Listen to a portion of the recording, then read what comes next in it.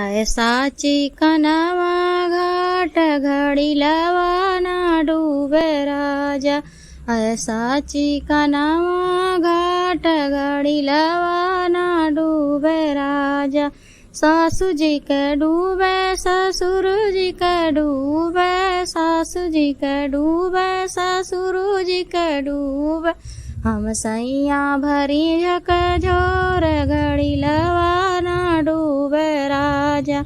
हम सैया भरी झक झोर घड़ी लवाना डूबे राजा। ऐसा चिकनवा घाट घड़ी लवाना डूबे राजा। ऐसा चिकनवा घाट घड़ी लवाना डूबे राजा।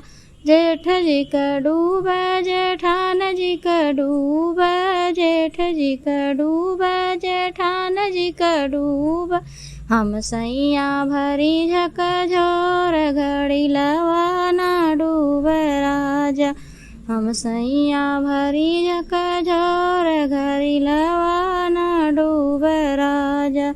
ऐसा चिकनवा घाट घड़ी लवाना डूबे राजा।